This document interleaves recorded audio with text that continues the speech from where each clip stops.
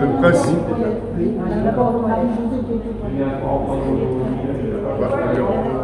Quelqu'un lui répétera.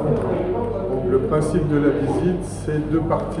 Une partie rez-de-chaussée qui est en accès libre, donc il n'y a pas de commentaire, avec la première partie qui est de plein pied. La partie qui sera commentée, c'est la partie à l'étage. Donc ceux qui ont un plan, vous voyez sur le plan, la partie...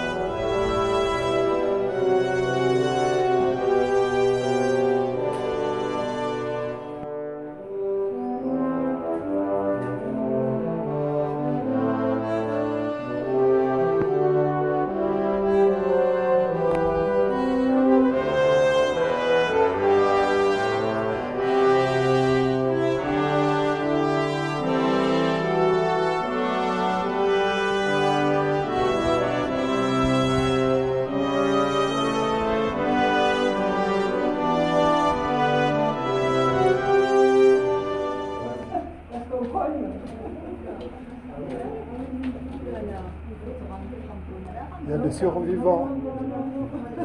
Pas dans les yeux, pas dans les yeux. Je t'aide? Qu'est-ce qu'il y a là-dedans?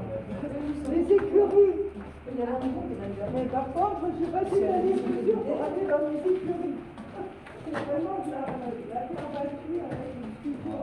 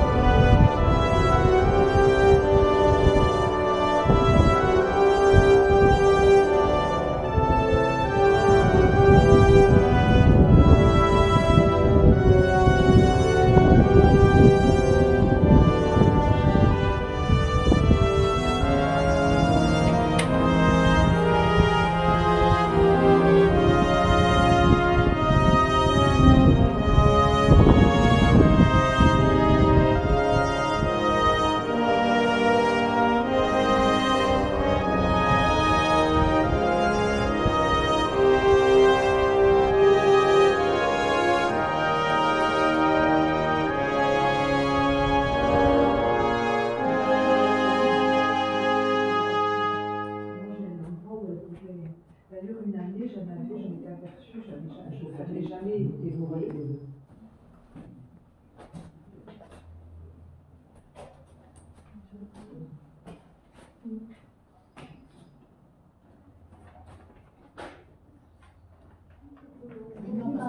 Alors, j'ai dit, mais elle va pas venir à ça, Non, elle n'a pas compris. J'ai dit peut-être qu'elle a fait le famille. Non. Je vais montrer une dans le fait d'après-midi. Oui, bon, ici, il a fait beau, il a fait chaud. Alors, le matin, je vais faire mon tu sais, la promenade.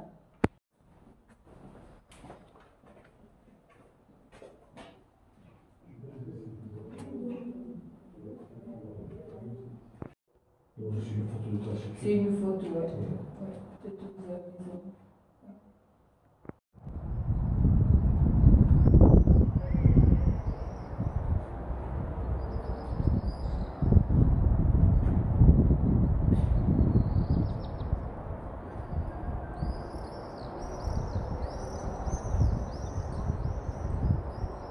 La survie donc, de ce fortin. Et le dernier point de repli, troisième base de défense, donc la tour d'hommage, le donjon de cette forteresse. Ce donjon, considéré que quand il était tombé, la forteresse était prise. Le donjon n'est jamais tombé, pourtant la forteresse était prise 3 fois. Mais là, vous allez le découvrir pendant cette visite. Avant d'attaquer cette visite, on va monter un petit escalier. un escalier qui dit coupe-souffle, hein, un certain nombre de marches à monter. Fait pour fatiguer l'ennemi qui montait à l'assaut à l'époque, hein, et aujourd'hui pour fatiguer les visiteurs qui vont me suivre pendant cette visite évidemment. Avez-vous des questions à poser avant de démarrer cette balade?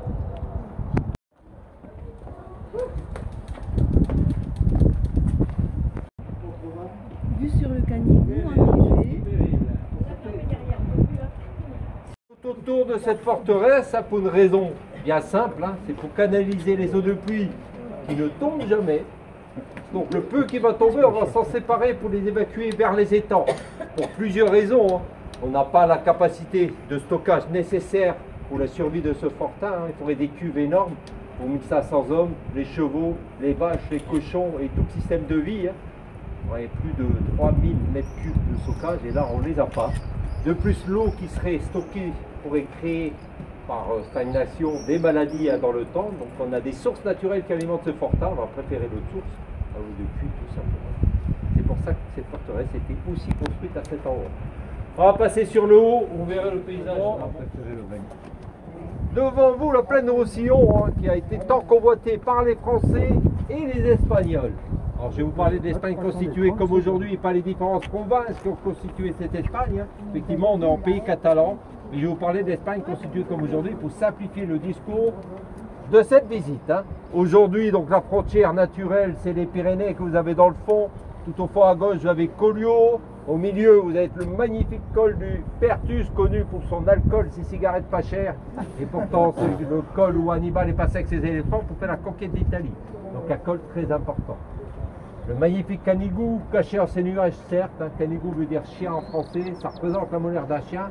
C'est pour ça que c'était nommé le Canigou. C'est pas le plus haut sommet des Pyrénées-Orientales, c'est le Carlip, mais c'est le Canigou que l'on vénère dans ce pays. Et je vous le rassure, c'est la plus belle montagne que l'on a au monde. Attention, je ne suis pas d'ici. Pardon.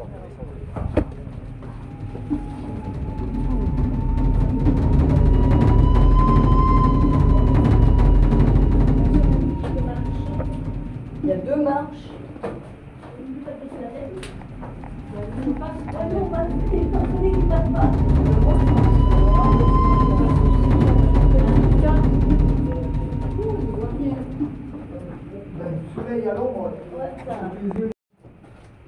Attention aux têtes là.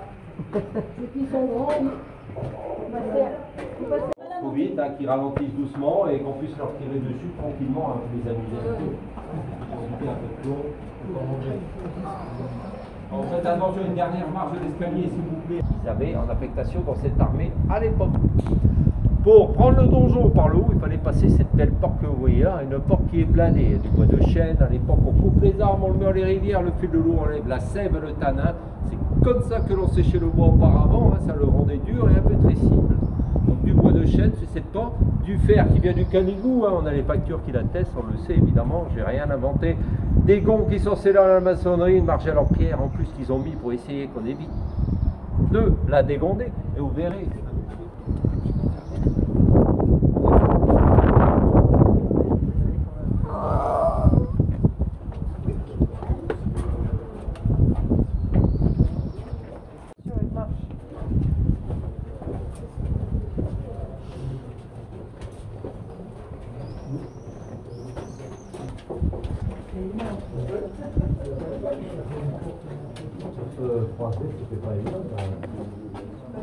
Commander 1500 hommes, des officiers évidemment, et pour commander tout ce beau monde, un gouverneur militaire, un noble qui vient de la Castille.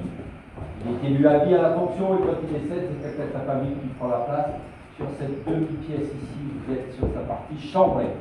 Petit lit, on dort semi-assis à l'époque, au Moyen-Âge on a peur du corps mort, donc on ne dort pas allongé, hein, on a peur de ne pas se réveiller, on dort semi-assis.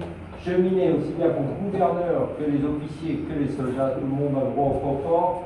Plus un soldat est dans le confort, mieux il va combattre évidemment. Si vous le laissez dans la face à la misère, ça va être compliqué pour lui d'avancer. Un petit lavabo le matin pour se laver, ça fait du bien. Évidemment, on a gardé la culture de l'eau comme au temps des Romains, alors qu'en France on avait arrêté d'utiliser l'eau pour se laver. Hein. On avait peur des bactéries dans l'eau, des épidémies que ça pouvait créer.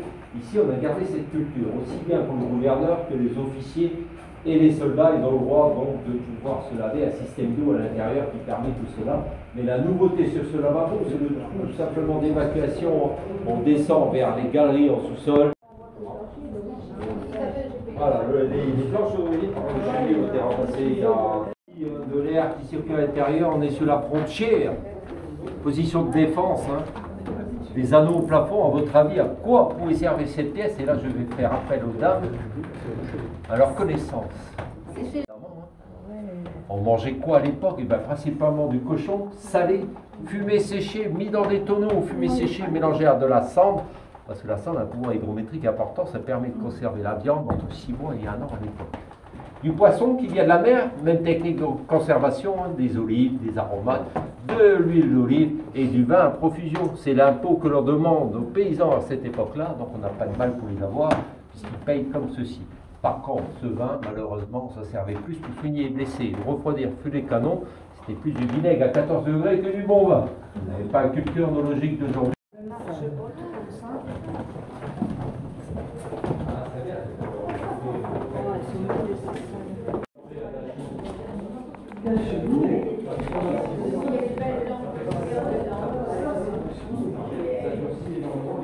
Des tableaux sur les murs, des tapisseries, et pourtant ce n'est que la salle à manger du gouverneur et de ses officiers. Certes, certains apparents vont venir ici à les ecclésiastiques, les notables de la région pour se restaurer de temps en temps, discuter. Et surtout, c'est Charles Quint qui est venu manger en 1538 dans cette pièce, hein, pour voir la fin des travaux de cette forteresse. 1497-1538, une quarantaine d'années pour finaliser l'ensemble de cette œuvre. Qui dit salle à manger et des cuisines en sous-sol, hein, un monte-charge pour monter des plats fumants dans la pièce, un petit lavabo pour se laver les mains, et l'écologie avant l'heure, hein, l'eau sale du lavabo s'écoule dans un pédiluve, nettoyer les chaussures avant de rentrer dans la salle, hein, puisque la cour est en terre battue et pas en galets comme aujourd'hui. Et dans le sud, ils parlent énormément, vous savez, je pense, hein, pour ceux qui sont du sud. De toute façon, les gens du Nord le savent, les gens du Sud n'arrêtent pas de parler. C'est longtemps en paix. Guerre de 30 ans, la France déclare la guerre à l'Espagne ou inversement, je ne sais plus. Sachez que les Français sont venus, 2 mois de siège, et vont réussir un travail de ça pour près de la tour d'Arquélie et près de la chapelle. Ils vont mettre une mine, ils vont rentrer à l'intérieur, et là, ils vont envahir la cour, et le gouverneur, pour avoir la mission avec ses hommes, va se rendre tout simplement. Hein. Il restait entre 400 et 500 Espagnols, fatigués, malades, affaiblis, plus à manger, affamés. Et ils vont avoir la mission de pouvoir partir chez eux en vie. 2000 hommes vont prendre le cantonnement à l'intérieur, hein, et le gros des troupes va repartir à Narbonne. Mais comme... Ah, c'était la plus Oui. Attention, chute de...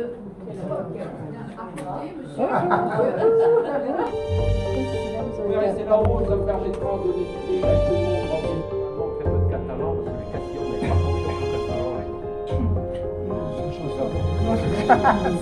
Je vais vous libérer sur la deuxième partie. J'espère que vous avez apprécié cette visite.